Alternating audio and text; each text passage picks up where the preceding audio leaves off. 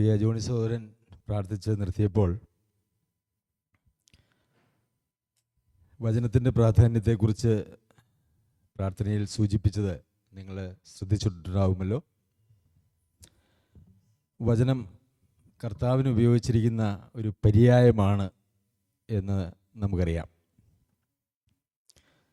ആദിയിൽ വചനമുണ്ടായിരുന്നു, വചനം ദൈവത്തോടു കൂടിയായിരുന്നു, വചനം ദൈവമായിരുന്നു. അപ്പോൾ അങ്ങനെ വെളിപ്പെടുത്തി കിട്ടിയതായിട്ടുള്ള വചനത്തോട് 100% നമ്മൾ വിധേയപ്പെട്ട് അല്ലെങ്കിൽ കൂറുള്ളവരായിട്ട് നിൽക്കുന്നില്ല എങ്കിൽ നമ്മൾ തെറ്റിപ്പോകാനായിട്ടുള്ള എല്ലാ സാധ്യതയുമുണ്ട്. ലോകത്തിലെ ക്രിസ്തീയ സഭകൾ ധാരാളമുണ്ട്.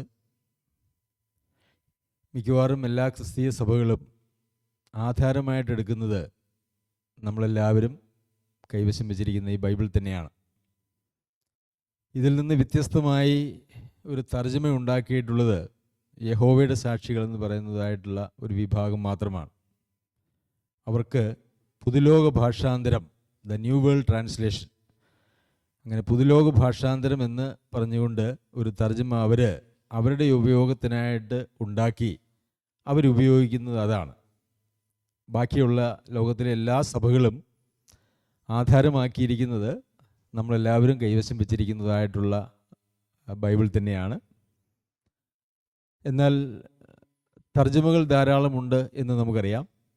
അങ്ങനെ തർജ്ജമകൾ തമ്മിൽ ചില വാക്കുകളുടെ പ്രയോഗത്തിലൊക്കെ ചെറിയ ചെറിയ വ്യത്യാസങ്ങളുണ്ട്. എന്നാൽ കാതലായിട്ടുള്ള വ്യത്യാസങ്ങളൊന്നും അങ്ങനെ ബൈബിളിൽ നമുക്ക് കാണുന്നില്ല.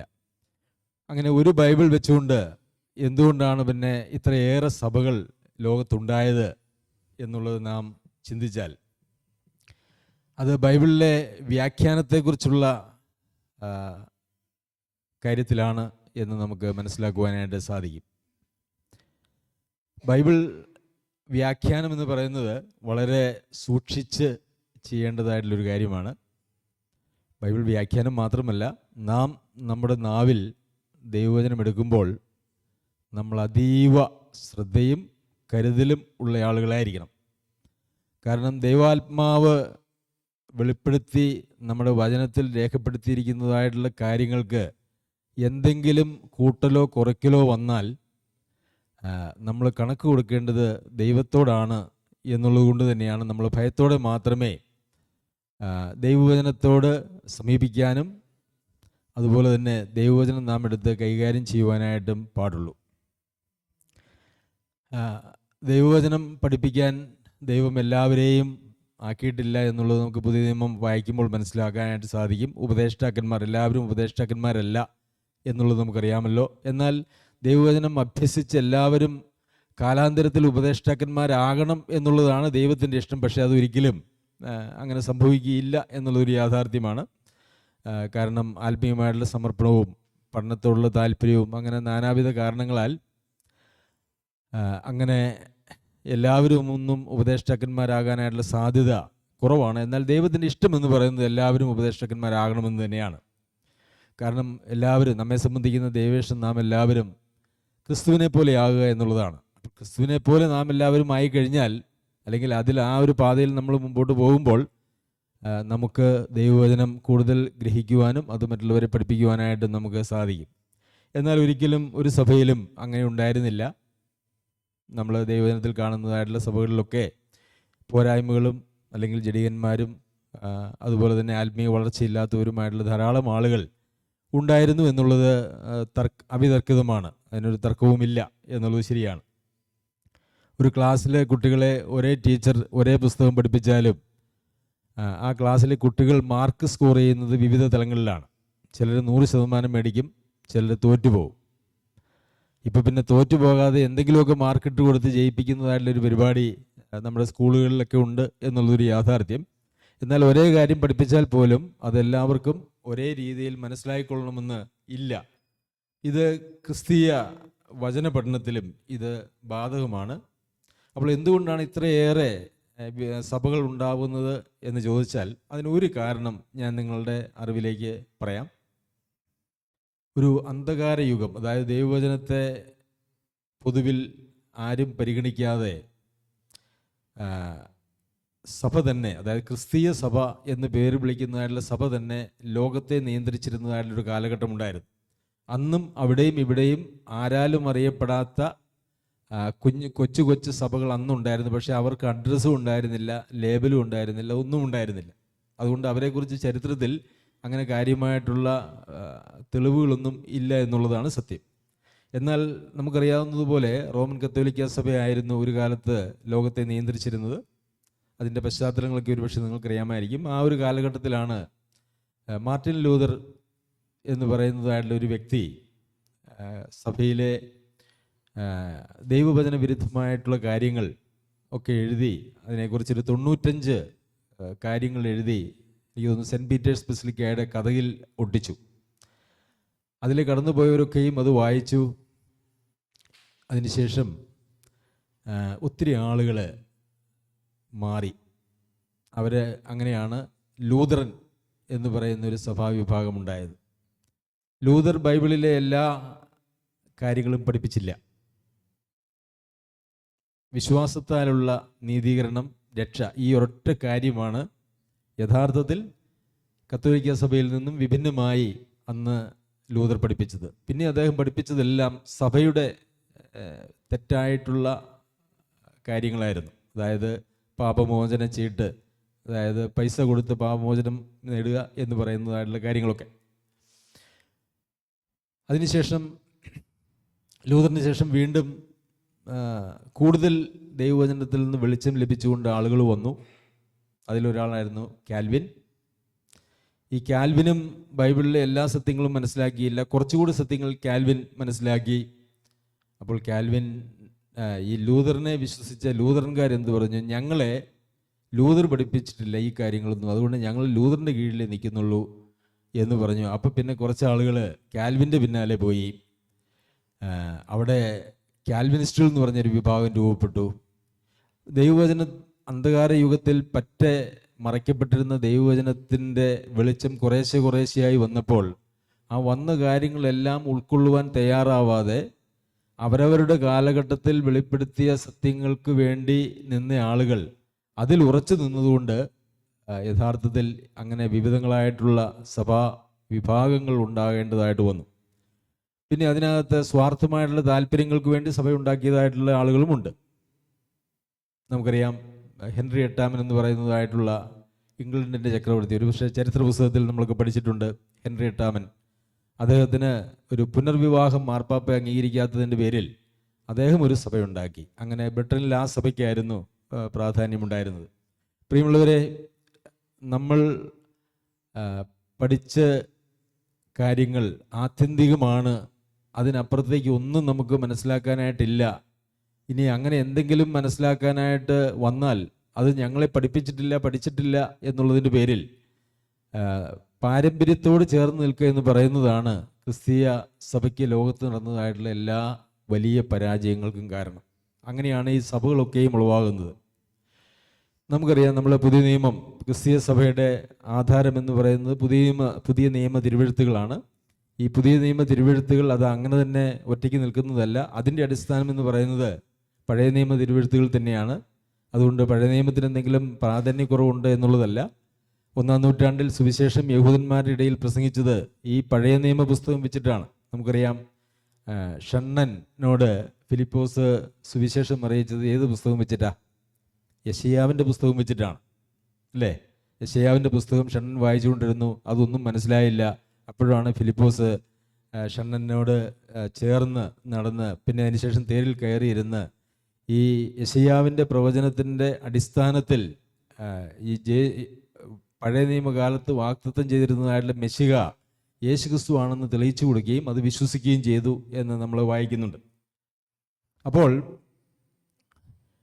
പുതിയ നിയമ തിരുവെഴുത്തുകൾ നമ്മൾ വായിച്ചാൽ ഇതിനകത്ത് നമ്മൾ നിഷ്കളങ്കതയോടെ മുൻവിധികളൊന്നുമില്ലാതെ വായിച്ചാൽ മനസ്സിലാക്കാൻ പറ്റാത്തതായിട്ടുള്ള കാര്യങ്ങളൊന്നും തന്നെയില്ല. പിന്നെയും ഒരല്പം വെളിപ്പാട് പുസ്തകം വായിച്ചാൽ ഇച്ചിരി ബുദ്ധിമുട്ടുണ്ട് എന്നുള്ളത് നമ്മൾ സമ്മതിക്കേണ്ടി വരും. കാരണം വെളിപ്പാട് പുസ്തകത്തിൽ ഒത്തിരി ആലങ്കാരികമായിട്ടുള്ള പ്രയോഗങ്ങളുണ്ട്. അത് ദാനിയേലിൻ്റെ പുസ്തകത്തിലുണ്ട്, എസെക്കിയേലിൻ്റെ പുസ്തകത്തിലുണ്ട്. അതുപോലെ തന്നെ വെളിപ്പാട് പുസ്തകത്തിലും ആലങ്കാരികമായിട്ടുള്ള ഒത്തിരി കാര്യങ്ങൾ ഉപയോഗിച്ചിട്ടുള്ളതുകൊണ്ട് അതിനെ വ്യാഖ്യാനിക്കുക എന്ന് പറയുന്നത് അത് ഒരല്പം ബുദ്ധിമുട്ടാണ്. ഒരു സാധാരണ ആൾക്ക് അത് വായിച്ചു പോയാൽ മനസ്സിലാക്കാൻ പ്രയാസമുണ്ട്. എന്നാൽ നാം അത് അങ്ങനെ മനസ്സിലാക്കാൻ പ്രയാസമുണ്ട് എന്ന് വിചാരിച്ചുകൊണ്ട് തള്ളിക്കളയേണ്ടതായുള്ളൊരു പുസ്തകമല്ല വെളിപ്പാട് പുസ്തകം. കാരണം വെളിപ്പാട് പുസ്തകത്തിൻ്റെ അവസാനം എന്താ പറഞ്ഞിരിക്കുന്നത്? എങ്ങനെയാ വെളിപ്പാട് പുസ്തകം അവസാനിക്കുന്നത് എങ്ങനെയാ?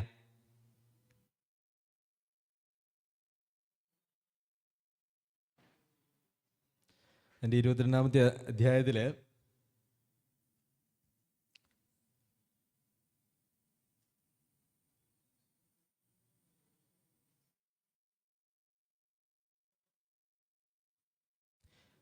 ഇതാ ഞാൻ വേഗം വരുന്നു, ഈ പുസ്തകത്തിലെ പ്രവചനം പ്രമാണിക്കുന്നവൻ ഭാഗ്യവാൻ എന്ന് പറഞ്ഞു.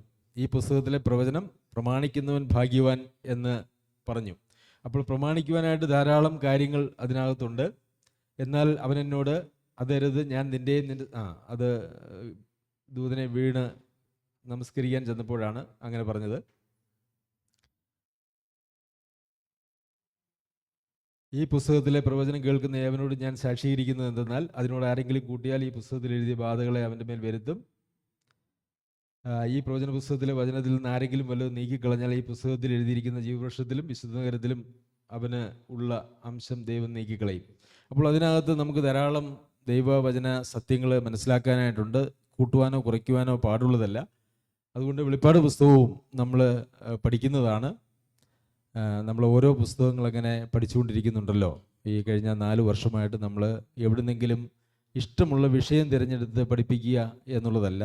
ഞായറാഴ്ച നമ്മൾ പഠിപ്പിക്കുമ്പോൾ പൊതുവിൽ സഭയിൽ എല്ലാവർക്കും പ്രയോജനകരമാകുന്ന നിലയിലുള്ള വിഷയങ്ങളാണ് നമ്മൾ കൈകാര്യം ചെയ്തത്. എന്നാൽ ബാക്കിയുള്ള എല്ലാ ദിവസങ്ങളിലും നമ്മൾ ക്രമമായി ഒരു വേഴ്സ് ബൈ വേഴ്സ്, വാക്യപ്രതിവാക്യമായിട്ടാണ് നമ്മൾ പഠിച്ചുകൊണ്ട് ഇരിക്കുന്നത്. ഞാനിതിനു മുമ്പും സൂചിപ്പിച്ചതായിട്ടുള്ളൊരു കാര്യം, നമ്മൾ ദൈവവചനത്തിലെ ഏതെങ്കിലും ഒരു ഭാഗം നമ്മൾ പഠിപ്പിക്കുകയോ ചെയ്യുമ്പോൾ ആ പഠിപ്പിക്കുന്നതിന് വിരുദ്ധമായിട്ട് ബൈബിളിൽ ഒരാശയവും ഉണ്ടാകുവാനായിട്ട് പാടില്ല. ഞാൻ ഒന്ന് പറയുകയും അതിനോട് ഖണ്ഡിക്കുവാൻ കഴിയുന്നതായിട്ടുള്ള മറ്റൊരാശയം ബൈബിളിലുണ്ട് എന്ന് വന്നാൽ അതിൻ്റെ അർത്ഥം എന്താ? ഞാൻ പഠിപ്പിക്കുന്നത് തെറ്റാണ്. അപ്പോൾ ദൈവവചനം പഠിപ്പിക്കുന്നതായിട്ടുള്ള പല സഹോദരന്മാരുണ്ട്. അവരോടൊക്കെ എനിക്ക് പറയാനായിട്ടുള്ള കാര്യം, നമ്മളൊരു കാര്യം പറയുമ്പോൾ അതിനോട് വിരുദ്ധമായി ഉള്ള ആശയമോ വാക്യങ്ങളോ ഒന്നും ബൈബിളിൽ ഉണ്ടാകുവാനായിട്ട് പാടില്ല. അങ്ങനെ നാം ആ ഒരു അവസ്ഥയിലേക്ക് വരണമെങ്കിൽ ദൈവവചനത്തിൻ്റെ വളരെ സൂക്ഷ്മമായ പഠനം നമുക്ക് ആവശ്യമാണ്. ദൈവവചനത്തിൻ്റെ സൂക്ഷ്മമായ പഠനത്തെക്കുറിച്ച് പൊതുവെ വിശ്വാസികൾക്ക് അങ്ങനെ വലിയ താല്പര്യമൊന്നുമില്ല എന്നുള്ളത് ഒരു യാഥാർത്ഥ്യമാണ്. ഞാൻ അത് കൂടെ ഓർമ്മിപ്പിക്കാറുണ്ടെങ്കിലും പൊതുവിൽ വിശ്വാസികൾക്ക്, ഞാൻ ഇവിടെയുള്ളവരെ കുറിച്ചല്ല പറയുന്നത്, എല്ലാ സഭകളിലുമുള്ള എല്ലാ ആളുകൾക്കും ഞായറാഴ്ച രാവിലെ പോയി അവിടെ ഒരു സഭായോഗത്തിൽ പങ്കെടുത്ത് അതിലെ ചടങ്ങുകളിലൊക്കെ ഒന്ന് പങ്കെടുത്ത് തിരിച്ചു പോരുന്നതിൽ തൃപ്തി അടയുന്നതായിട്ടുള്ള ആളുകളാണ്. പ്രിയമുള്ളവരെ, അത് ഒരിക്കലും അതിൽ തൃപ്തി അടയുന്ന ആളുകളായിട്ട് നാം ഇരിക്കുവാനായിട്ട് പാടില്ല. അതല്ല നമ്മളെക്കുറിച്ചുള്ള ദൈവേഷ്ടം. നമുക്ക് ചില വാക്യങ്ങൾ നമുക്ക് വായിക്കാം. എബ്രായർക്ക് എഴുതിയ ലേഖനം 5-ാം അധ്യായം.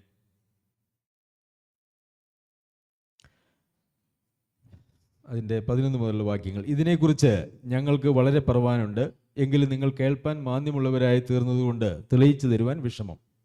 കാലം നോക്കിയാൽ ഉപദേഷ്ടാക്കന്മാരായിരിക്കേണ്ടുന്ന നിങ്ങൾക്ക് ദൈവത്തിൻ്റെ അരുളപ്പാടുകളുടെ ആദ്യ പാഠങ്ങളെ തന്നെ വീണ്ടും ഉപദേശിച്ചു തരുവാൻ ആവശ്യമായിരിക്കുന്നു. കട്ടിയായുള്ള ആഹാരമല്ല, പാലത്രേ നിങ്ങൾക്ക് ആവശ്യമെന്ന് വന്നിരിക്കുന്നു. പാൽ കുടിക്കുന്നവനെല്ലാം നീതിയുടെ വചനത്തിൽ പരിചയമില്ലാത്തവനത്രേ, അവൻ ശിശുവല്ലോ. അപ്പോൾ ഇവിടെ അപ്പസ്തോലൻ പറയുന്നത്, നിങ്ങൾക്ക് പാല് തരാനേ ഇപ്പോഴും പറ്റുന്നുള്ളൂ, കട്ടിയായുള്ള ആഹാരം തരാനായിട്ട് പറ്റുന്നില്ല. നിങ്ങൾക്ക് തെളിയിച്ചു തരുവാനായിട്ട് വിഷമമുണ്ട്, കാരണം നിങ്ങൾക്കത് സ്വീകരിക്കാൻ സാധിക്കുന്നില്ല. എങ്കിലും നിങ്ങൾ കേൾപ്പാൻ മാന്ദ്യമുള്ളവരായി തീർന്നതുകൊണ്ട് തെളിയിച്ചു തരുവാൻ വിഷമം.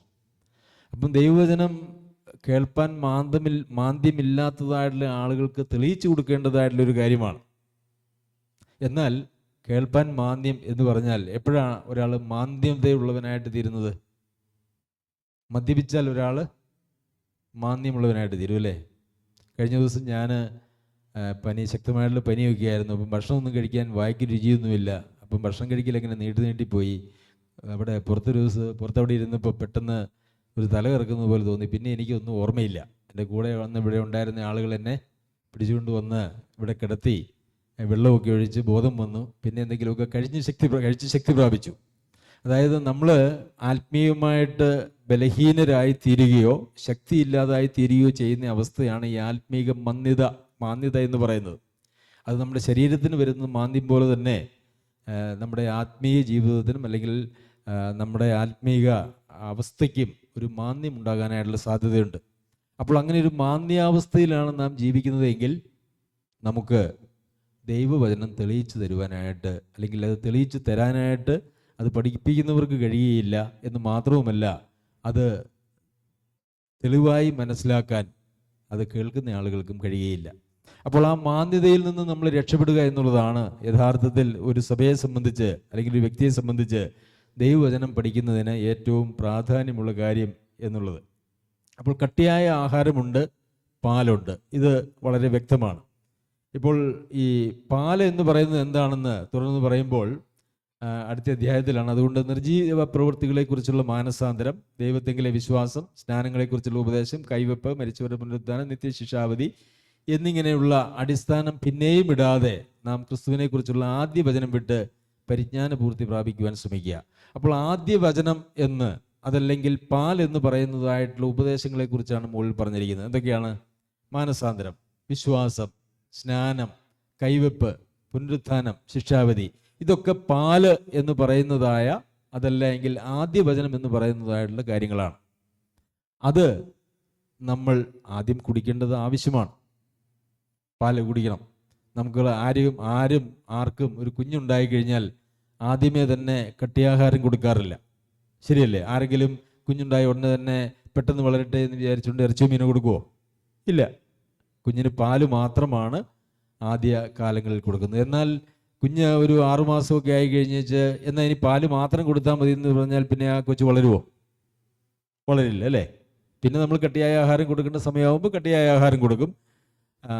എന്നാൽ കട്ടിയായ ആഹാരം കഴിക്കാൻ കുഞ്ഞിന് സാധിക്കുന്നില്ല എങ്കിൽ അതിൻ്റെ അർത്ഥം എന്താ? ആ കുഞ്ഞൊരു മാന്ദ്യമുള്ള കുഞ്ഞാണ് അല്ലെങ്കിൽ രോഗിയാണ് എന്ന് നമുക്ക് കാണുവാനായിട്ട് സാധിക്കും. 5:13 പാൽ കുടിക്കുന്നവനെല്ലാം നീതിയുടെ വചനത്തിൽ പരിചയമില്ലാത്തവനത്തെ അവൻ ശിശുവല്ലോ.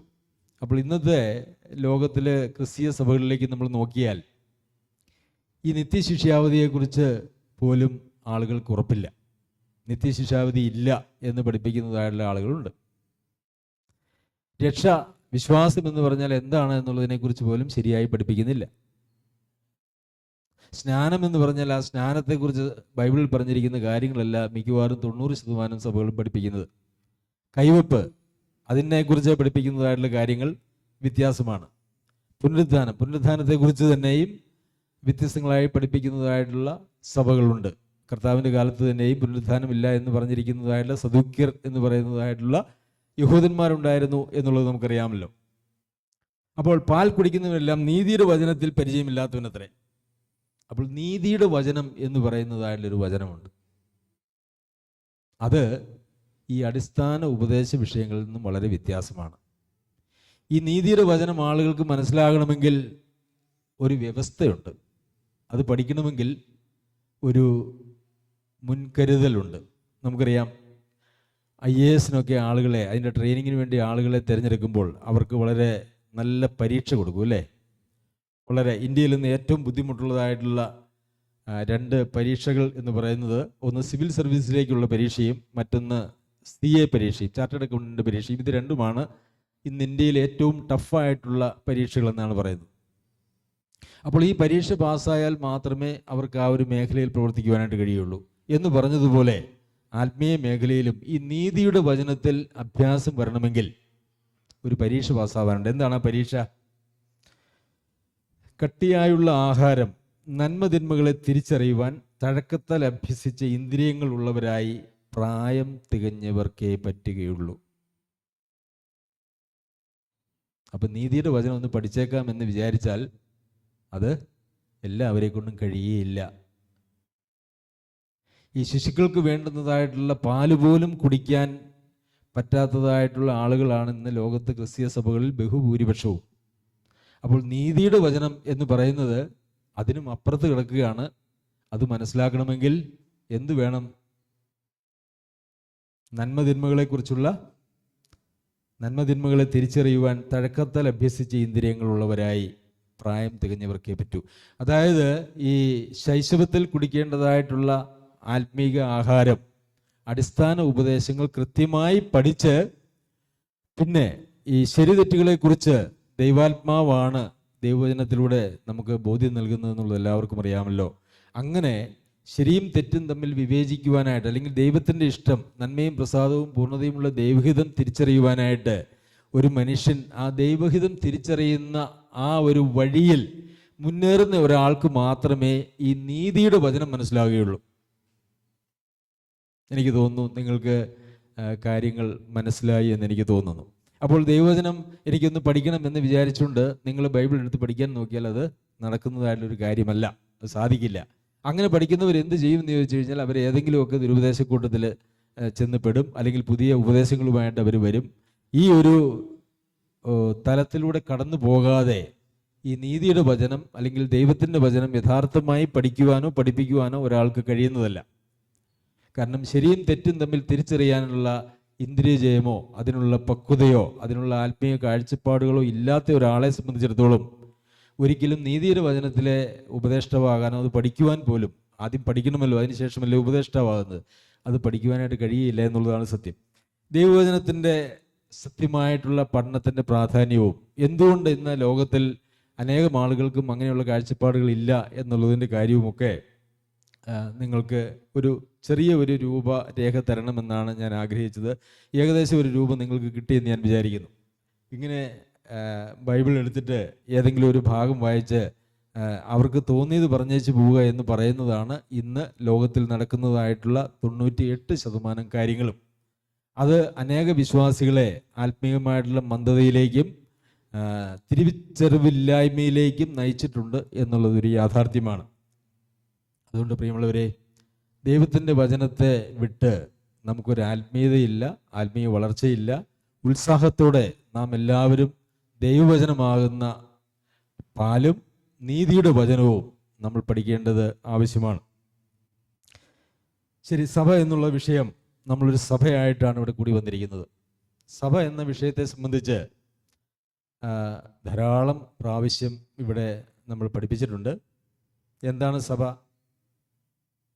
വീണ്ടും ജന്മം പ്രാപിച്ച് ഒരു കൂട്ടമായി ഒരിടത്ത് കൂടി വരുന്നതായിട്ടുള്ള കൂട്ടത്തിനെയാണ് സഭ എന്ന് പറയുന്നത്. വീണ്ടും ജന്മം പ്രാപിച്ച അംഗങ്ങൾ മാത്രമാണ് അതിനകത്ത് ഈ സഭയിൽ അംഗങ്ങൾ എന്ന് പറയുവാനായിട്ട് കഴിയുന്നത്. രക്ഷിക്കപ്പെട്ടവരെ ദൈവം സഭയോട് ചേർത്തുകൊണ്ടിരുന്നു എന്ന് നമുക്കറിയാം. അപ്പോൾ ഒരാൾ രക്ഷിക്കപ്പെടുമ്പോഴാണ് യഥാർത്ഥത്തിൽ ദൈവം സഭയോട് ചേർക്കുന്നത്. സഭ 2 തരത്തിലുണ്ട്. ഒന്ന്, ഒരു ആഗോള സഭ എന്ന് വെച്ചാൽ സാർവത്രിക സഭ എന്നും പറയും. ഞാൻ എൻ്റെ സഭയെ പണിയും എന്നാണ് കർത്താവ് പറഞ്ഞത്, അല്ലേ? ഞാൻ എൻ്റെ സഭയെ പണിയും. ഞാൻ എൻ്റെ സഭകളെ പണിയും എന്നാണോ പറഞ്ഞത്? അല്ല, എൻ്റെ സഭയെ പണിയും. അത് ഏകവചനത്തിലാണ് പറഞ്ഞിരിക്കുന്നത്. അപ്പോൾ അത് ലോകത്തിൽ ഈ ഞാൻ എൻ്റെ സഭയെ പണിയും എന്ന് പറഞ്ഞതായിട്ടുള്ള ആഗോള സഭയിൽ മരിച്ചു പോയതായിട്ടുള്ള, കർത്താവായ യേശു ക്രിസ്തുവിൽ വിശ്വസിച്ച് മരിച്ചു പോയതായിട്ടുള്ള ധാരാളം ആളുകൾ അതിൽ അംഗങ്ങളായിരുന്നു. ഇപ്പോഴും ആ സഭയിൽ അത് അംഗങ്ങളാണ്. അവർ മരിച്ചെങ്കിലും അവർ കർത്താവിനോട് കൂടെയാണ് എന്ന് നമുക്കറിയാമല്ലോ. ഈ ആഗോള സഭയിൽ മരിച്ചു പോയതായിട്ടുള്ള വിശ്വാസികൾ അംഗങ്ങളാണ്. ഇപ്പോൾ ജീവിച്ചിരിക്കുന്നവരായിട്ടുള്ള വിശ്വാസികൾ, രക്ഷിക്കപ്പെട്ടവർ അതിൽ അംഗങ്ങളാണ്. ഇനി ജനിക്കാനുള്ള ആളുകൾ പോലും ഈ ആഗോള സഭയിലെ അംഗത്വത്തിൽ വരുന്നതായിട്ടുള്ള ആളുകളാണ്. അതോടൊപ്പം തന്നെ കർത്താവ് സഭകളുടെ ദൂതന്മാർക്ക് എഴുതുക എന്ന് പറയുന്നുണ്ട്. അവിടെ എഫെസോസിലെ സഭ, സ്മുർണയിലെ സഭ, ലൗദിക്കയിലെ സഭ, ഫിലദൽഫിയയിലെ സഭ. അപ്പോൾ വെളിപ്പാട് പുസ്തകത്തിൽ ഓരോരോ സഭകളെക്കുറിച്ച് വീണ്ടും നമ്മൾ വായിക്കുന്നു. ലേഖനങ്ങൾ എഴുതുമ്പം ഗലാത്യയിലെ സഭകൾക്ക് എന്ന് പറയുന്നുണ്ട്, കുരിന്തിലെ സഭ എന്ന് പറയുന്നുണ്ട്. അപ്പോൾ സഭ എന്ന് പറയുന്നതിന് ഒരു ആഗോള സഭ എന്ന് പറയുന്നതായിട്ടുള്ള ഒരു കാഴ്ചപ്പാടും അതോടൊപ്പം തന്നെ ഒരു പ്രദേശത്ത് കൂടി വരുന്ന ആളുകളെ അവിടെയുള്ള ഒരു സഭയായിട്ടും ആണ് ബൈബിളിൽ പറഞ്ഞിരിക്കുന്നത്. ഇത് രണ്ടും പരസ്പര വൈരുദ്ധ്യമല്ല, ഇത് പരസ്പര പൂരകമാണ് എന്നുള്ളത് നമുക്ക് എല്ലാവർക്കും വിശദീകരണം കൂടാതെ അറിയുന്നതായിട്ടുള്ളൊരു കാര്യമാണ്. അപ്പോൾ ഈ സഭ എന്ന് പറയുന്നത് വീണ്ടും ജന്മം പ്രാപിച്ച അല്ലെങ്കിൽ രക്ഷിക്കപ്പെട്ടവരുടെ കൂട്ടമാണ് എന്നുള്ളത് എല്ലാവർക്കും അറിയാം. രക്ഷിക്കപ്പെട്ടവരുടെ കൂട്ടമാണ് സഭ. എന്നാൽ ഒരാൾ രക്ഷിക്കപ്പെട്ടോ ഇല്ലയോ എന്നുള്ളത് പലപ്പോഴും നമുക്ക് ആർക്കും ആരെയും കുറിച്ച് അങ്ങനെ വിധിക്കാനായിട്ട് സാധിക്കുകയില്ല. ഇപ്പം നിങ്ങളിൽ ആരെങ്കിലും രക്ഷിക്കപ്പെടാത്ത ഒരാളാണെന്നോ അല്ല എങ്കിൽ എന്നൊന്നും അങ്ങനെ പരസ്യമായിട്ടോ ഒന്നും പറഞ്ഞ് വിധിക്കാനായിട്ട് ഒരിക്കലും നമുക്ക് സാധിക്കുകയില്ല. കർത്താവും അതിനെക്കുറിച്ച് ഈ കളകളുടെ ഉപമയെക്കുറിച്ച് വിത്തും വിളയും കളയും, അപ്പോൾ അത് രണ്ടും കൂടെ വളരുവാനായിട്ട് അനുവദിച്ചു. ന്യായവിധി ദിവസത്തിൽ അതിനെ തരംതിരിക്കുമെന്നാണ് പറഞ്ഞത്. അതുമാത്രമല്ല, കൊരിന്ത്യർ ലേഖനം നമ്മൾ പഠിച്ചുകൊണ്ടിരിക്കുകയാണ്. അതിനകത്ത് നമ്മൾ പഠിച്ചു, അതായത് ഒരു സഭയിൽ, കൊരിന്ത്യ സഭയിൽ തന്നെ പ്രാകൃതന്മാരും അതുപോലെ തന്നെ ജഡികന്മാരും ആത്മീകന്മാരും ഉണ്ടായിരുന്നു. ഈ ആരൊക്കെയാണ് പ്രാകൃതന്മാരെന്നോ ആരൊക്കെയാണ് ജഡികന്മാരെന്നോ ഒക്കെ ഈ ഫലം നോക്കി ഒരു പരിധി വരെയൊക്കെ നമുക്ക് തിരിച്ചറിയാം എന്നുള്ളതല്ലാതെ ഒന്ന് വിധിക്കുവാനായിട്ട് നമുക്ക് ആർക്കും സാധിക്കുകയില്ല. കൊരിന്ത്യർക്ക് ലേഖനം എഴുതുമ്പോൾ പൗലോസ് തന്നെ പറയുന്നത്, നിങ്ങൾ വിശ്വാസത്തിൽ തന്നെ ഇരിക്കുന്നുവോ എന്ന് നിങ്ങളെ തന്നെ പരിശോധിപ്പിൻ, നിങ്ങളെ തന്നെ പരീക്ഷിപ്പിൻ എന്നാണ്. അതായത് പൗലോസ് പോലും ധൈര്യപ്പെടുന്നില്ല ഒരാൾ വിശ്വാസത്തിലാണോ അല്ലയോ എന്ന് പറയാനായിട്ട്. നീ വിശ്വാസത്തിലല്ല എന്ന് പറയാനായിട്ട് പൗലോസ് ആരോടും പറഞ്ഞില്ല. പിന്നെ പരസ്യമായിട്ടുള്ള പാപം ചെയ്ത, പാപത്തിൽ ജീവിച്ച് മാനസാന്തരപ്പെടാത്ത ആളുകളെ സംബന്ധിച്ച് അവിടെയും വിശ്വാസിയല്ലെന്നോ രക്ഷിക്കപ്പെട്ടവനല്ലെന്നോ പറയുന്നില്ല. അതൊരു വളരെ തെറ്റായിട്ടുള്ള മാതൃകയും ദൈവവചനത്തോടുള്ള നിഷേധവുമായതുകൊണ്ട് അവനെ പുറത്താക്കി കളയാനേ പറയുന്നുള്ളൂ. അതല്ലാതെ അവൻ രക്ഷിക്കപ്പെട്ടവനല്ല എന്ന് പറയാനായിട്ട് സാധിക്കുന്നില്ല. രക്ഷിക്കപ്പെട്ട ധാരാളം ആളുകൾ അനേക കുറ്റങ്ങളിൽ പെട്ടുപോയിട്ടുള്ളത് നമുക്ക് കാണുവാനായിട്ട് കഴിയും. പഴയ നിയമത്തിലും പുതിയ നിയമത്തിലും അങ്ങനെയുള്ള ആളുകളുണ്ട്. ദാവീദ് എൻ്റെ ഹൃദയപ്രകാരമുള്ള മനുഷ്യൻ എന്നാണ് ദാവീദിനെക്കുറിച്ച് കർത്താവ് പറയുന്നത്. എന്നാൽ ദാവീദ് അകപ്പെട്ടു പോയതായിട്ടുള്ള പാപം എത്രയോ ഘോരമായിരുന്നു എന്ന് നമുക്കറിയാം. അപ്പോൾ ഒരാൾ രക്ഷിക്കപ്പെട്ടതാണോ അല്ലയോ എന്നൊന്നും വിധി പറയാനായിട്ട് ദൈവം ആരെയും ഏൽപ്പിച്ചിട്ടില്ല. അതുകൊണ്ട് പ്രിയമുള്ളവരെ, നമ്മളിൽ അങ്ങനെ ഒരു വിധി നമ്മൾ ആരും പറയരുത്. നമ്മുടെ മനസ്സിൽ ചിലപ്പം ആരെക്കുറിച്ചെങ്കിലുമൊക്കെ ചില സംശയങ്ങൾ അങ്ങനെ ഉണ്ടാകാൻ സാധ്യതയുണ്ട്. അങ്ങനെ സംശയമുണ്ടായാൽ നമ്മൾ എന്താ ചെയ്യേണ്ടതെന്ന് അറിയാമോ? മാനസാന്തരപ്പെടുക. ആ വിധി നമുക്കുള്ളതല്ല. അവിടെ നാം ഒരു വിധി പ്രഖ്യാപിച്ചാൽ അത് ദൈവത്തിൻ്റെ വിധിക്ക് അപ്പുറമുള്ള നമ്മുടെ ഒരു വിധിയായിട്ട് മാറും. അതുകൊണ്ട് ഒരിക്കലും അങ്ങനെ ആരെക്കുറിച്ച് നമ്മൾ ചിന്തിക്കരുത്. ദൈവമാണ് അത്. പിന്നെ ഞാൻ നിങ്ങളോട് പലപ്പോഴും പറയാറുണ്ടല്ലോ, ഞാൻ ദൈവവചനം പഠിപ്പിക്കുമ്പോൾ ഞാൻ പറയാറുണ്ട്, നിങ്ങൾ വിശ്വാസത്തിൽ തന്നെ ഇരിക്കുന്നു എന്ന് നിങ്ങളെ തന്നെ പരീക്ഷിപ്പിൻ, ശോധന ചെയ്യുവിൻ. കാരണം അത് ദൈവത്തിൻ്റെ പ്രമാണമാണ്, അത് വചനമാണ്. അപ്പോൾ ഞാൻ വിശ്വാസത്തിൽ തന്നെ ഇരിക്കുന്നുവോ എന്നുള്ളത് ഞാൻ എന്നെ തന്നെ ശോധന ചെയ്ത് പരീക്ഷിച്ചാൽ മാത്രമേ എനിക്ക് തന്നെ അത് ബോധ്യപ്പെടുകയുള്ളൂ. അങ്ങനെ ഇരിക്കെ അത് വേറൊരാൾ അത് വിധിക്കുക എന്ന് പറയുന്നത് വളരെ മോശമായിട്ടുള്ള, വചന വിരുദ്ധമായിട്ടുള്ള ഒരു കാര്യമാണ് എന്നുള്ളത് നമ്മൾ ഓർക്കണം. പിന്നെ സഭ എന്ന് പറഞ്ഞാൽ അതൊരു ശരീരമാണ് അല്ലേ? കഴിഞ്ഞ വർഷങ്ങളിലെ ക്ലാസ്സുകളിലൊക്കെ ധാരാളം നിങ്ങൾ കേട്ടിട്ടുണ്ട്. ഇവിടെ അനേക ദിവസങ്ങൾ പ്രസംഗിക്കപ്പെട്ട വചനമാണ്. ബൈബിൾ വായിക്കുമ്പോഴും നമ്മളങ്ങനെ വായിക്കുന്നുണ്ട്. വളരെ പേര് കേട്ട, പ്രശസ്തി ആർജിച്ച ഒരു പ്രസ്താവനയാണ് സഭ എന്ന് പറയുന്നത് ക്രിസ്തുവിൻ്റെ ശരീരമാകുന്നു. സഭ ക്രിസ്തുവിൻ്റെ ശരീരമാണ് എങ്കിൽ അതിലെ ആ അംഗങ്ങളെല്ലാവരും ആ ശരീരത്തിൻ്റെ അവയവങ്ങളാണ്. നമുക്കത് വചനത്തിൽ, ഇതൊക്കെ നിങ്ങൾക്കറിയാവുന്നതുകൊണ്ട് അതിൻ്റെ വചനമൊന്നും വായിക്കാനായിട്ട് ഞാൻ പോകുന്നില്ല. നമ്മളെല്ലാവരും ക്രിസ്തുവിൻ്റെ ശരീരമാകുന്ന സഭയുടെ അവയവങ്ങളാണ്. ഈ അവയവങ്ങൾ, ഒരു ശരീരത്തിൻ്റെ അവയവങ്ങൾ എങ്ങനെയായിരിക്കേണ്ടത്? ചേർന്നിരിക്കണം അല്ലേ? ഈ കയ്യെ വെട്ടി മാറ്റി അങ്ങോട്ട് വെച്ചിട്ട് അത് ഈ ശരീരത്തിൻ്റെ അവയവമാണെന്ന് പറയാൻ പറ്റുമോ? ഇല്ല. എന്നിട്ട് വെട്ടി മാറ്റി വെച്ചിട്ട് ഈ കൈ ഈ ശരീരത്തിൻ്റെ അവയവമാണെന്ന് പറയാൻ കഴിയാത്തതുപോലെ ഈ കൈക്ക് ഇവിടുന്ന് നിന്ന് വേർപെട്ട് മാറി ഇരുന്നേച്ച് ഞാൻ ഈ ശരീരത്തിൻ്റെ അവയവമാണെന്ന് പറയാൻ കഴിയുമോ? കഴിയില്ല. അപ്പോൾ ഈ കൈ സ്വയമേവ വേർപെട്ടുപോയി ഒറ്റയ്ക്ക് നിന്നിട്ട് ഞാൻ ഈ ശരീരത്തിൻ്റെ അവയവമാണ് എന്ന് പറയാൻ കഴിയാത്തതുപോലെ വെട്ടി മാറ്റി വെച്ചിട്ട് ശരീരത്തിൻ്റെ അവയവമാണെന്ന് പറയാത്തതുപോലെ ചേർന്നിരിക്കാത്ത, ഒരുമിച്ചിരിക്കാൻ കഴിയാത്ത, അന്യോന്യം ഉൾക്കൊള്ളുവാൻ കഴിയാത്ത, അന്യോന്യം സ്നേഹിക്കാൻ കഴിയാത്ത, അന്യോന്യം ബഹുമാനിക്കാൻ കഴിയാത്ത, അന്യോന്യം മറ്റുള്ളവരെ തങ്ങളെക്കാൾ ശ്രേഷ്ഠന്മാരായി എണ്ണാൻ കഴിയാത്ത ആളുകൾക്ക് സഭയുടെ ശരീരമായിരിക്കുവാൻ കഴിയില്ല. സഭയാകുന്ന ശരീരത്തിൻ്റെ അവയവമായിരിക്കുവാൻ കഴിയുകയില്ല. ഞാൻ പറഞ്ഞത് ഒരു വിശദീകരണം ആവശ്യമില്ലാത്തൊരു കാര്യമാണെന്ന് ഞാൻ വിചാരിക്കുന്നു. വളരെ സിമ്പിളായിട്ടുള്ള, ലളിതമായിട്ടുള്ള കാര്യമാണ് ഞാൻ പറഞ്ഞത്. നമ്മൾ അപ്പോസ്തല പ്രവൃത്തികളിലും ലേഖനങ്ങളിലും ഒക്കെ വായിക്കുമ്പോൾ, ഫിലിപ്പിയർക്ക് എഴുതിയ ലേഖനം 2-ാം അധ്യായത്തിൽ ഓരോരുത്തൻ മറ്റുള്ളവനെ തന്നേക്കാൾ ശ്രേഷ്ഠനെന്ന് എണ്ണിക്കൊള്ളുവിൻ. നമുക്കറിയാം, എല്ലാ സഭകളിലും എല്ലാ കാര്യങ്ങളിലും വ്യത്യസ്തതകളുള്ള ആളുകളാണുള്ളത്. ശരിയല്ലേ? എല്ലാ കാര്യങ്ങളിലും വ്യത്യസ്തരായിട്ടുള്ള ആളുകളാണ്. ഒരേപോലെയുള്ള ആളുകൾ ആരുമില്ല ഈ സഭയിൽ. ഇപ്പോൾ ഇവിടെ 10-25 പേരുണ്ടെങ്കിൽ, ഈ സഭയിൽ ഇവിടെ ഇരിക്കുന്നവരുണ്ടെങ്കിൽ, ഈ സഭയിൽ ഒരേപോലെയുള്ള 2 ആളുകൾ ഇവിടെ ഇല്ല. എല്ലാവരും വ്യത്യസ്തരാണ്. ഈ വ്യത്യസ്തരായിട്ടുള്ള ആളുകളിലേക്ക് ഒരേ വിശ്വാസവും, ഒരേ സ്നാനവും, ഒരേ ആത്മാവും, ഒരേ കർത്താവും, ഒരു ദൈവവും, ഇതെല്ലാം കൊടുത്തുകൊണ്ട് അവരിൽ ഒരു വലിയ ആത്മീക ഐക്യം ഉണ്ടാക്കുകയാണ് യഥാർത്ഥത്തിൽ കർത്താവ് ചെയ്യുന്നത്. അങ്ങനെ ഒരു ആത്മീയ ഐക്യത്തിലേക്ക് അവർ വരുമ്പോഴാണ് അവർക്ക് ഈ ഒരു ശരീരമായിട്ട് നിലനിൽക്കാനായിട്ട് കഴിയുന്നത്. അത് ആരെങ്കിലും ഒരാൾ പറയുന്നതിനനുസരിച്ച് എല്ലാവരും പോകുമ്പോഴല്ല. അതൊരു വലിയ തെറ്റിദ്ധാരണയാണ്. അതൊരു സഭയിലെ ശുശ്രൂഷ ചെയ്യുന്ന ഒരാളുകൾ പറയുന്നതിനനുസരിച്ച് അയാളോട് ചേർന്ന് നിൽക്കുമ്പോഴല്ല, എല്ലാ അവയവങ്ങളും കൂടെ ഒരുമിച്ച് ചേർന്ന് നിൽക്കുമ്പോഴാണ് അതിനെ ഒരു സഭ എന്ന് പറയുന്നത്. സഭയ്ക്ക് മുകളിൽ ഒറ്റ അധികാരമുള്ളൂ. ആരാന്നറിയാമോ? കർത്താവാണ്. കർത്താവാണ് സഭയുടെ തല എന്ന് പറയുന്നത്. ആ തലയ്ക്ക് കീഴെയാണ് എല്ലാ ആളുകളും. അതിനകത്ത് നാവുകൾ കാണും, കണ്ണുകൾ കാണും, ചെവികൾ കാണും, കൈകൾ കാണും, വിരലുകൾ കാണും, കാലുകൾ കാണും. അങ്ങനെ ഒരു സഭയുടെ മുമ്പോട്ടുള്ള ഒരു ശരീരം എല്ലാം കൂടെ ഏകോപിച്ച് ഒരേ നിലയിൽ മുമ്പോട്ട് പോകുവാനായിട്ട് എല്ലാ അവയവങ്ങളുടെയും പ്രാധാന്യമുള്ളതുപോലെ തന്നെ സഭയിൽ വിവിധങ്ങളായിട്ടുള്ള കൃപാവരങ്ങളോടുകൂടി ദൈവം കൂട്ടിച്ചേർത്തതായിട്ടുള്ള ആളുകളെല്ലാം ഒരേപോലെ പ്രധാനപ്പെട്ട ആളുകളാണ്.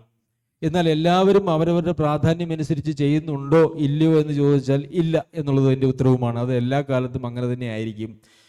എല്ലാവരും എല്ലാ കാലത്തും ഒരേപോലെ, അല്ലേ?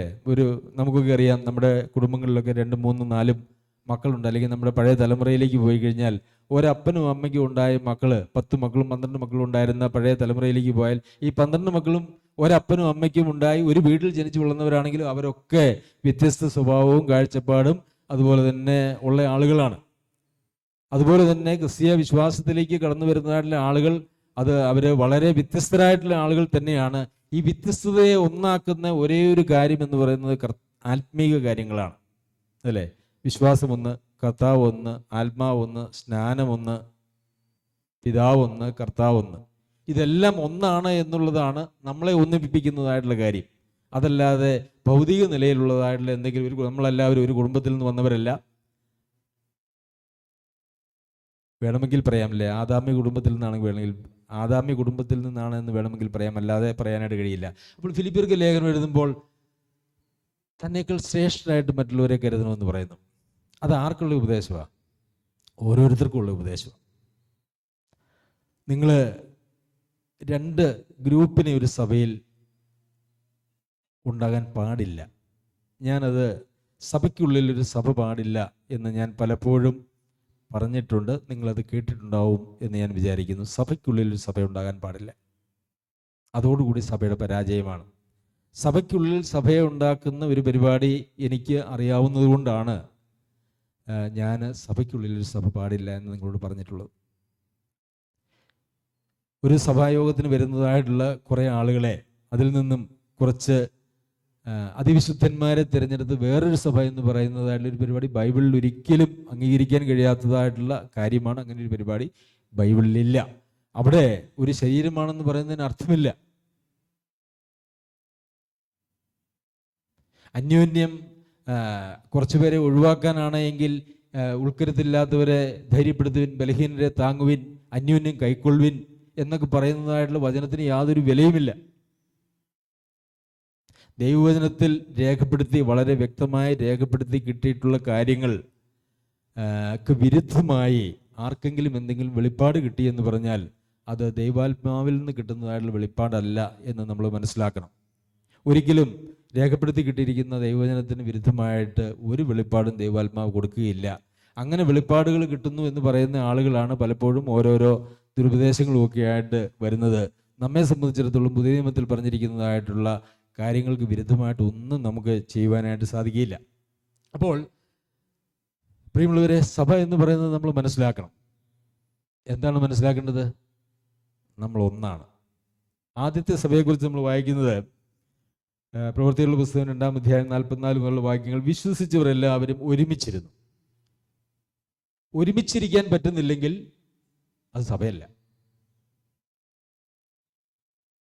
നമുക്ക് ഒരുമിച്ചിരുന്ന് സന്തോഷിക്കാനും ഉല്ലസിക്കാനും കൂട്ടായ്മ ആചരിക്കാനും അന്യോന്യം പ്രബോധിപ്പിക്കുവാനും സാധിക്കുന്നില്ലെങ്കിൽ അത് സഭയല്ല. വിശ്വസിച്ചവർ അവർ ഒരുമിച്ചിരുന്നു, സകലവും പൊതുവക എന്ന് എണ്ണി. അതുപോലെ തന്നെ എനിക്കുള്ളത് എൻ്റെ കാര്യം, നീ നിനക്കുള്ളത് നിന്റെ കാര്യം, ഓരോരുത്തരും അവനവൻ്റെ കാര്യമാണ് എന്ന് വന്നാൽ അതും സഭയല്ല.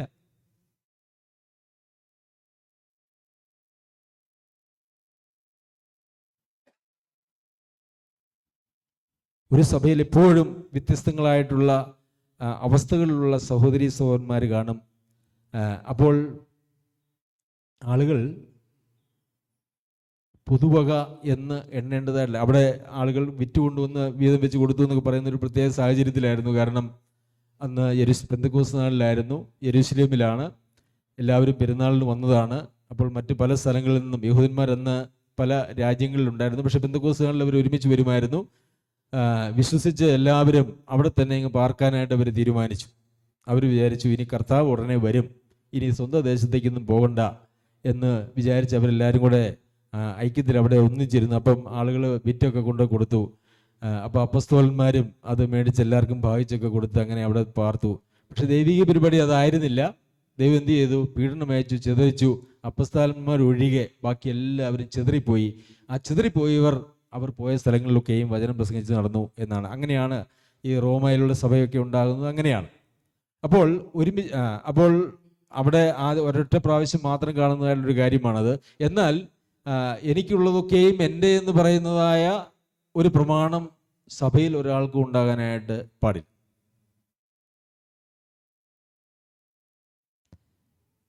പൊതുവക എനിക്കുള്ളതൊക്കെയും, ഞാൻ വീണ്ടെടുക്കപ്പെട്ട് ദൈവത്തിൻ്റെ പൈതലാണെങ്കിൽ എനിക്കുള്ളതൊക്കെയും ദൈവത്തിൻ്റെയാണ്.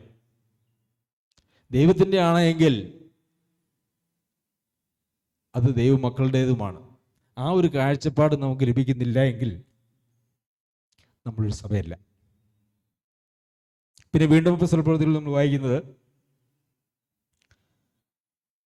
ദൈവത്തെ സ്തുതിക്കുകയും സകല ജനത്തിൻ്റെയും കൃപ അനുഭവിക്കുകയും ചെയ്തു. സകല ജനത്തിൻ്റെയും കൃപ അനുഭവിച്ചു. സാധിക്കുന്നുണ്ടോ പ്രിയ സഹോദരി സഹോദരന്മാരെ? എല്ലാവരുടെയും കൃപ അനുഭവിക്കുവാനായിട്ട് സാധിക്കുന്നുണ്ടോ? ഞാൻ കൂടെ ഓർമ്മിപ്പിക്കാറുള്ളത്, നമ്മൾ ഒരിക്കലും ഞായറാഴ്ച കൂടി വന്ന് ചില ആചാരാനുഷ്ഠാനങ്ങൾ നടത്തി വീട്ടിൽ പോയി അതിൽ തൃപ്തരാകുന്ന ആളുകളായിട്ടല്ല ഇരിക്കേണ്ടത്.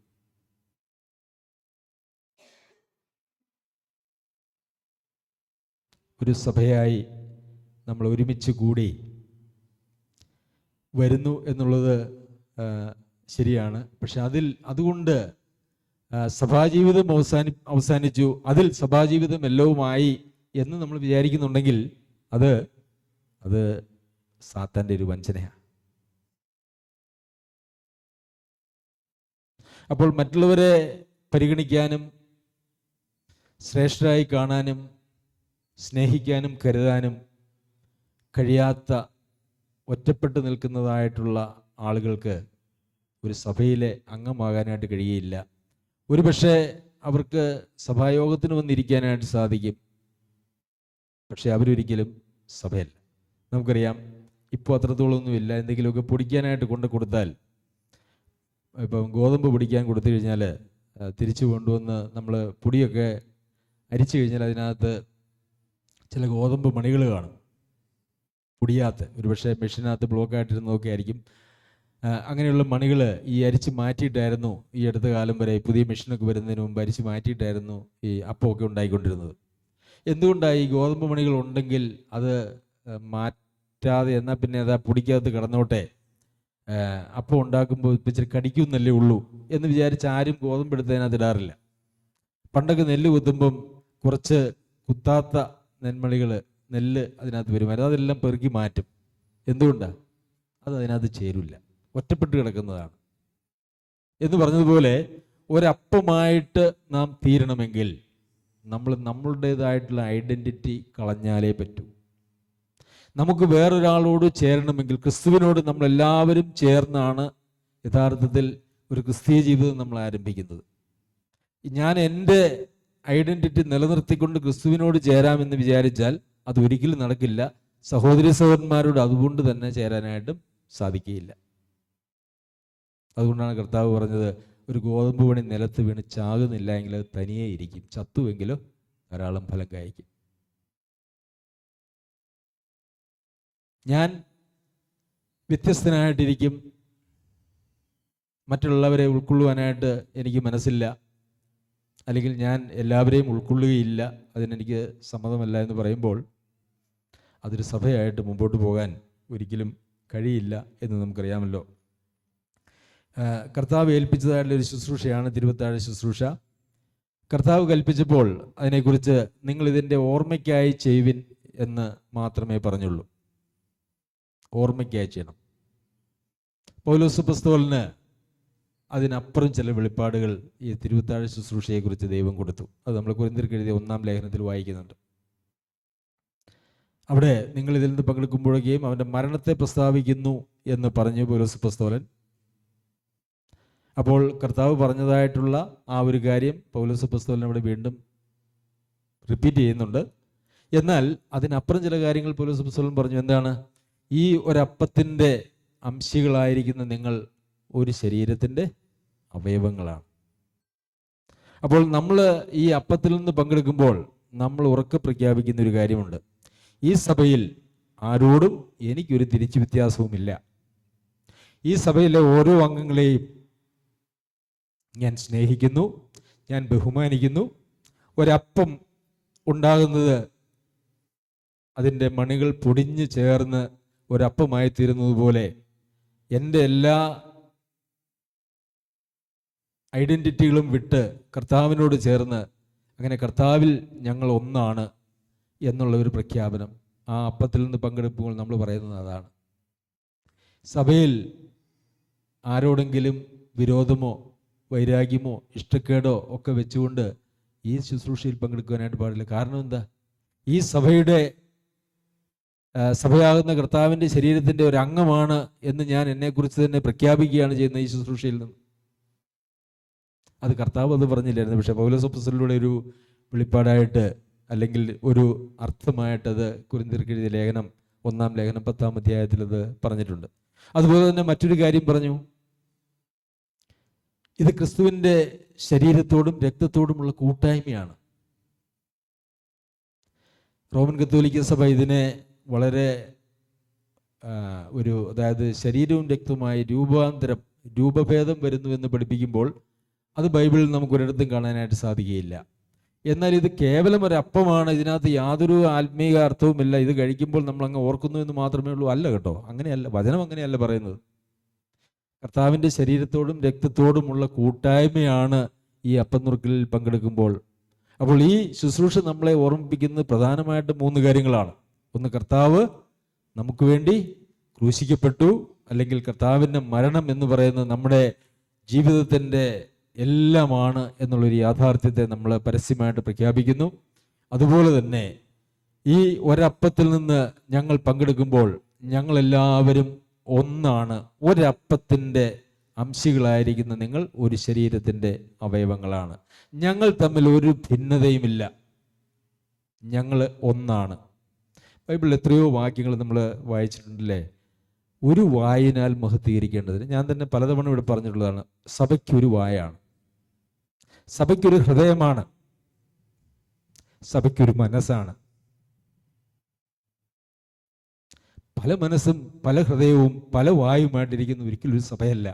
പ്രിയമുള്ളവരെ, ചേർന്നിരിക്കാൻ കഴിയാത്തതും അല്ല എങ്കിൽ സഭയിൽ തരംതിരിവുകളും ഒക്കെ ഉണ്ടാക്കുന്നതായിട്ടുള്ള പ്രവണതകളും അത് നമ്മുടെ ഹൃദയത്തിൽ ഉണ്ടായാൽ പോലും നമ്മൾ ആ സമയത്ത് തന്നെ മാനസാന്തരപ്പെട്ട് യഥാസ്ഥാനപ്പെടേണ്ടത് ആവശ്യമാണ്. നമ്മുടെ നിലവാരത്തിനനുസരിച്ച് അല്ലെങ്കിൽ നാം ആഗ്രഹിക്കുന്ന നിലവാരത്തിനനുസരിച്ച് എല്ലാവരും വന്നിട്ട് ഞാൻ അവരെ സ്നേഹിക്കാം, ബഹുമാനിക്കാം എന്ന് പറയുന്നതൊന്നും സഭയിൽ ചേർന്നതായിട്ടുള്ള കാര്യമല്ല. അങ്ങനെ ഒരു കാര്യം സംഭവിക്കാൻ പോകുന്നതുമല്ല. കർത്താവിൻ്റെ വരവ് വരെയും അല്ലെങ്കിൽ നമ്മുടെ ജീവാവസാനം വരെയും ദൈവം നമ്മെ ഏൽപ്പിച്ചിരിക്കുന്ന ശുശ്രൂഷ, ദൈവിക പരിപാടി എന്ന് ഈ ലോകത്ത് നടക്കുന്നതിന് വേണ്ടി നമ്മളാൽ കഴിയുന്നത് ചെയ്യുക എന്നുള്ളത് മാത്രമാണ്.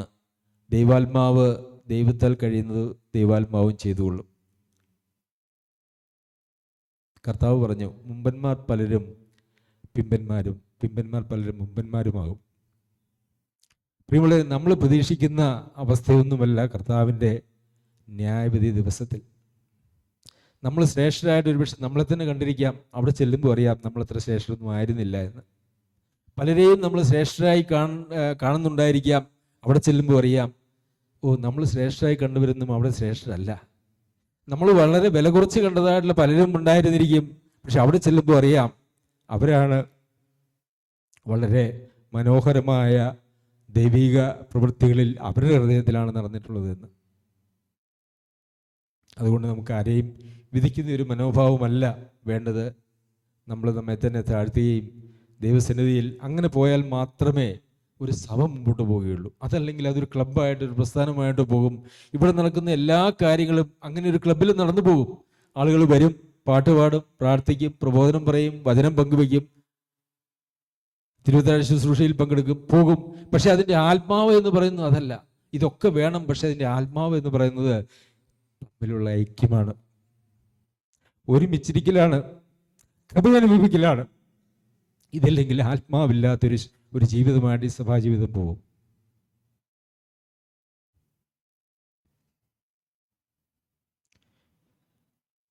പത്രോസ് എഴുതിയ 1-ാം ലേഖനം 2-ാം അധ്യായം 4 മുതൽ 4-5 വാക്യങ്ങൾ. മനുഷ്യർ തള്ളിയതെങ്കിലും ദൈവസന്നിധിയിൽ ശ്രേഷ്ഠവും മാന്യവുമായ ജീവനുള്ള കല്ലായ അവൻ്റെ അടുക്കൽ വന്നിട്ട് നിങ്ങളും ജീവനുള്ള കല്ലുകൾ എന്ന പോലെ ആത്മീക ഗ്രഹമായി യേശുക്രിസ്തു മുഖാന്തരം ദൈവത്തിന് പ്രസാദമുള്ള ആത്മീക യാഗം കഴിക്കത്തക്ക വിശുദ്ധ പുരോഹിത വർഗമാകേണ്ടതിന് പണിയപ്പെടുന്നു.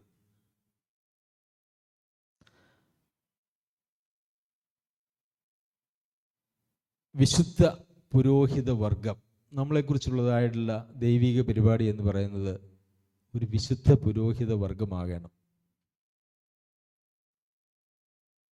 ഇതേ ലേഖനത്തിൽ രാജകീയ പുരോഹിത വർഗം, സ്വന്തം ജനം എന്നൊക്കെ നമ്മൾ വായിക്കുന്നുണ്ട്. ഒരു വിശുദ്ധ പുരോഹിത വർഗമായിട്ട് നമ്മൾ പണിയപ്പെടണം. അതെങ്ങനെയാണത് അത് എന്തിനാണത് അങ്ങനെ പണിയപ്പെടുന്നത്? ഒരു ആത്മീക യാഗം കഴിക്കുന്നതിന് വേണ്ടിയാണ്. കേവലം ഒരു ആത്മീക യാഗമാണോ? അല്ല, ദൈവത്തിന് പ്രസാദമുള്ള ആത്മീക യാഗം കഴിക്കണം. അപ്പോൾ ദൈവത്തിന് പ്രസാദമുള്ള ഒരു ആത്മീക യാഗവും പ്രസാദമില്ലാത്ത ഒരു ആത്മീക യാഗവും കഴിക്കാനായിട്ട് കഴിയും, അല്ലേ? ദൈവത്തിന് പ്രസാദമില്ലാത്ത ഒരു ആത്മീക യാഗം കഴിച്ചിട്ട് വല്ല കാര്യമുണ്ടോ? നമുക്കൊരു തൃപ്തി അടയാം. എന്താണ്? യാഗം കഴിച്ചു, ഞാൻ സ്തോത്രം ചെയ്തു, ഞാൻ പാട്ടുപാടി, ഞാൻ പ്രബോധിപ്പിച്ചു എന്ന് പറയുന്നതായിട്ടുള്ള കാര്യങ്ങളൊക്കെ നമുക്ക് പറയാം. പക്ഷെ ദൈവത്തിന് പ്രസാദമായോ എന്ന് ചോദിച്ചാൽ പ്രസാദമുള്ള ഒരു യാഗം കഴിക്കണം. അതിനെന്ത് പദവിയിലേക്കാണ് നമ്മൾ ഉയരേണ്ടത്? ഒരു വിശുദ്ധ പുരോഹിത വർഗമാകണം. വിശുദ്ധ പുരോഹിത വർഗമാകുമ്പോൾ മാത്രമാണ് നമുക്ക് ദൈവത്തിന് പ്രസാദമുള്ള ഒരു ആത്മീക യാഗം കഴിക്കുവാനായിട്ട് സാധിക്കുകയുള്ളൂ. അതിനും എന്താണ് അടിസ്ഥാനം? കർത്താവായ യേശുക്രിസ്തുവിൻ്റെ, അല്ലേ? എല്ലാവരും തള്ളിക്കളഞ്ഞു കർത്താവായ യേശുക്രിസ്തുവിനെ, പക്ഷെ അവൻ മൂലക്കല്ലായി. ആ മൂലക്കല്ലായ കർത്താവായ യേശുക്രിസ്തു ജീവനായിരിക്കുന്ന ആ കർത്താവായ യേശുക്രിസ്തുവിൻ്റെ അടുക്കിലേക്ക് കടന്നു വന്നിട്ട് നാമും ജീവനുള്ള കല്ലുകളായി തീരുന്നു. അങ്ങനെ ജീവനുള്ള കല്ലുകളെ കൊണ്ടാണ് ഒരു ആത്മീക ഗ്രഹം പണിയുന്നത്. ജീവനുള്ള കല്ലുകളെ കൊണ്ട് മാത്രമേ അത് പണിയാൻ കഴിയുള്ളൂ. എന്തുകൊണ്ടാണ് അനേക സഭകളിലും തല്ലും പിടിയും ബഹളവും എന്നുള്ളത് നിങ്ങൾ ചിന്തിച്ചിട്ടുണ്ടോ? അവിടെ ഈ പറഞ്ഞതുപോലെ ജീവനുള്ള കല്ലുകളില്ല. ജീവനുള്ള കല്ലായ കർത്താവായ യേശുക്രിസ്തുവിൽ വന്നിട്ട് ആ കർത്താവായ യേശുക്രിസ്തുവിനോട് ചേർന്ന് സ്വന്തം ഐഡൻറ്റിറ്റി കളഞ്ഞ് കർത്താവായ യേശുക്രിസ്തുവിനോട് ചേർന്ന് ജീവിക്കുന്ന ഒരു ജീവിതമില്ല. അവർ അമ്പലത്തിൽ പോകുന്നതിന് പകരം, പള്ളിയിൽ പോകുന്നതിന് പകരം, ഏതെങ്കിലും മോസ്കിൽ പോകുന്നതിന് പകരം ഒരു വീട്ടിലോ ഹാളിലോ കൂടി വരുന്നു എന്നുള്ള ഒരൊറ്റ വ്യത്യാസമേ ഉള്ളൂ. ഇവർ പോകുന്നതിൻ്റെ ലക്ഷ്യം എന്താണെന്നറിയാമോ? അമ്പലത്തിൽ എന്തിനാ പോകുന്ന ആളുകൾ? ശത്രുസംഹാരം അല്ലെങ്കിൽ അവരുടേതായിട്ടുള്ള കാഴ്ചപ്പാടുകളിലെ അനുഗ്രഹങ്ങൾ കിട്ടുന്നതിന് വേണ്ടിയല്ലേ? എന്തിനാ പള്ളിയിൽ പോകുന്നത്? അത് തന്നെ. എന്തിനാ മോസ്കിൽ പോകുന്നത്? അത് തന്നെ. അപ്പോൾ അതേ ആഗ്രഹങ്ങൾ പല സഭകളിലും പല മതങ്ങളിലുമുള്ള ആളുകൾ എന്തിനു വേണ്ടി അവരുടെ ആരാധനാലയങ്ങളിൽ പോകുന്നുവോ അതേ ആഗ്രഹത്തോടു കൂടി ഈ രക്ഷിക്കപ്പെട്ടവർ അല്ലെങ്കിൽ വിശ്വസിച്ചവർ എന്ന് പറയുന്ന ആളുകൾ വീടുകളിലോ ഇതുപോലെയുള്ള ഹാളുകളിലോ കൂടിയാൽ അതിൽ പ്രത്യേകിച്ച് ഒരു വ്യത്യാസവുമില്ല. വിശുദ്ധ പുരോഹിതവർഗം ആകണം, വിശുദ്ധ പുരോഹിതവർഗം. എന്നാൽ മാത്രമേ ദൈവത്തിന് പ്രസാദമുള്ള ഒരു ആത്മീക യാഗം കഴിക്കുവാനായിട്ട് സാധിക്കുകയുള്ളൂ. അത് സാധിക്കണമെങ്കിൽ ആ ജീവനുള്ള കല്ലിനോട് ചേർന്നിരിക്കണം. പ്രിയമുള്ളവരെ, ആ ജീവനുള്ള കല്ലിനോട് ചേർന്നിരിക്കുമ്പോൾ അല്ലെ, നിത്യജീവനെക്കുറിച്ച് നമ്മൾ പലതവണ പറഞ്ഞിട്ടുണ്ട്. കർത്താവിൽ നിന്ന് വേർപെട്ട് ആർക്കും നിത്യജീവനില്ല.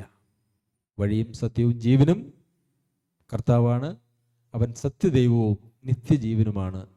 നാം സ്നാനപ്പെട്ട് കർത്താവിനോട് ചേർന്ന് കർത്താവിലായിരിക്കുമ്പോൾ ആ കർത്താവിലുള്ള നിത്യജീവന് നമുക്ക് സ്വാഭാവികമായിട്ടൊരു പങ്കാളിത്തം ലഭിക്കുകയാണ് ചെയ്യുന്നത്. അതുകൊണ്ടാണ് ജീവനുള്ള കല്ലായ അവൻ്റെ അടുക്കൽ വന്നിട്ട് നിങ്ങളും ജീവനുള്ള കല്ലുകളായി. ആ കർത്താവിനോട് ചേർന്നിരിക്കാത്ത ആ കല്ലിൽ നിന്നും വിട്ടുപോയാൽ ആ കല്ലിന് പിന്നെ ജീവനില്ല. കർത്താവിനോട് നാം ചേർന്നിരിക്കുന്നില്ല എങ്കിൽ നമ്മൾ ജീവനില്ല. അപ്പോൾ കർത്താവിനോട് ചേർന്നിരിക്കുന്ന ആളുകൾക്ക് മാത്രമേ ഒരു സഭയുടെ ഭാഗമായിരിക്കുവാനായിട്ട് കഴിയുകയുള്ളൂ.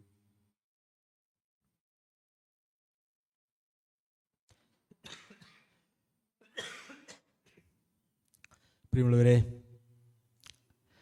നമ്മുടെ സഭാ ജീവിതത്തെ ദൈവവചന പ്രകാരമാണോ നമ്മൾ